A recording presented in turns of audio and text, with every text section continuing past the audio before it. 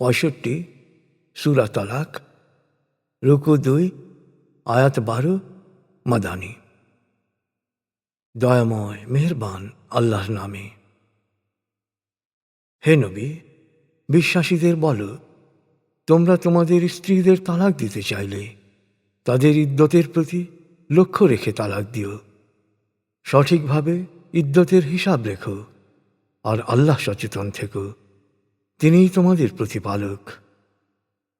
প্রকাশ্য অশ্লীলতায় লিপ্ত না হলে ওদেরকে ঘর থেকে বের করে দিও না, এবং এমন পরিস্থিতি সৃষ্টি করো না যেন ওরা বের হয়ে যায়। এই আল্লাহর বিধান।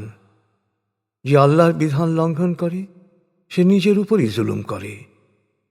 কারণ হে মানুষ, তুমি জানো না, তালাক চূড়ান্ত হওয়ার আগেই হয়তো আল্লাহ ভুল বোঝাবুঝি অবসানের কোনো উপায় করে দেবেন।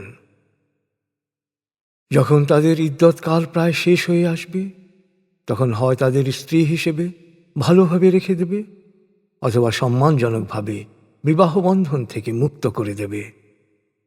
তোমাদের মধ্য থেকে দুজন ন্যায়পরায়ণ লোককে তোমাদের সিদ্ধান্তের সাক্ষী রাখবে, আর সাক্ষীরা আল্লাহকে স্মরণে রেখে সাক্ষ্য দেবে। যারা আল্লাহ ও আখিরাতে বিশ্বাস করে তাদের জন্যেই এই উপদেশ। যারা আল্লাহ সচেতন থাকে, আল্লাহই তাদের ঝামেলা ও অশান্তি থেকে বেরোনোর পথ করে দেন, আর অপ্রত্যাশিত উৎস থেকে জীবনোপকরণ দান করেন। যে আল্লাহর উপর নির্ভর করে, আল্লাহই তার জন্য যথেষ্ট। আল্লাহ তাঁর অভিপ্রায় বাস্তবায়িত করবেনই। আল্লাহ সব কিছুরই একটা মেয়াদ ও মাত্রা নির্দিষ্ট করে রেখেছেন। তোমাদের যেসব স্ত্রীর ঋতুবতী হওয়ার আশা নেই, তাদের ইদ্যত সম্পর্কে যদি কোনো সন্দেহ জাগে, তবে জেনে রাখো তাদের ইদ্যত হবে 3 মাস। যারা এখনও রজস্বলা হয়নি, তাদের ইদ্যৎকালও 3 মাস। আর গর্ভবতীদের ইদ্যৎকাল সন্তান প্রসব পর্যন্ত।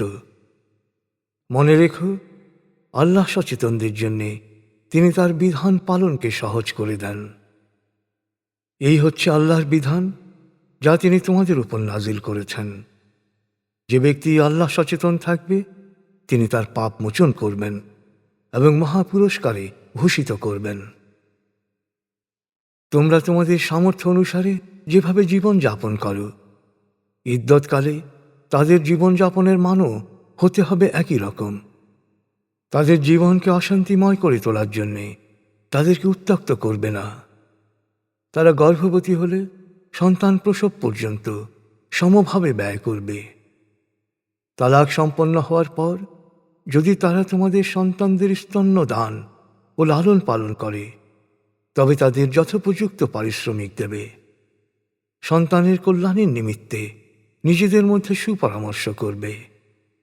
মায়ের পক্ষে সন্তান পালন কষ্টকর হলে অন্য নারীকে স্তন্যদায়ী ধাত্রী নিয়োগ করবে।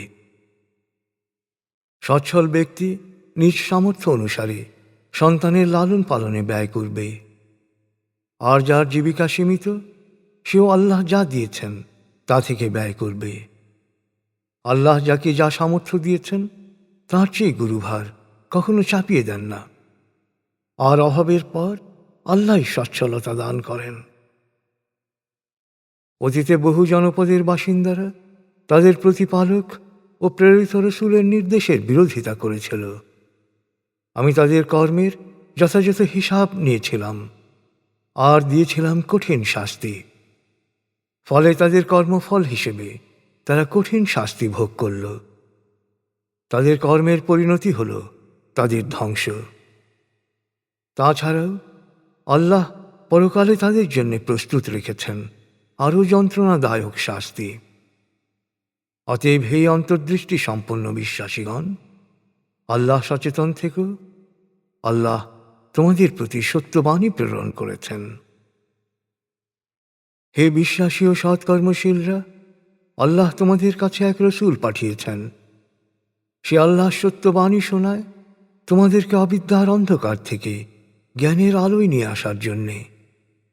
যে কেউ আল্লাহতে বিশ্বাস করে ও সৎকর্ম করে, আল্লাহ তাকে দাখিল করবেন জান্নাতে, যার পাদদেশে থাকবে প্রবহমান ঝর্ণাধারা, আর সেখানে থাকবে সে চিরকাল, পাবে উত্তম জীবন উপকরণ। আল্লাহ মহাকাশ সৃষ্টি করে বিন্যস্ত করেছেন 7 স্তরে, অনুরূপভাবে পৃথিবীকেও। আর সকল স্তরে তার নির্দেশ সঞ্চালিত হয় অবিশ্রান্ত ধারায়, যাতে তোমরা জানতে পারো আল্লাহ সর্ববিষয়ে সর্বশক্তিমান, সব কিছুই তার জ্ঞানের আওতাধীন।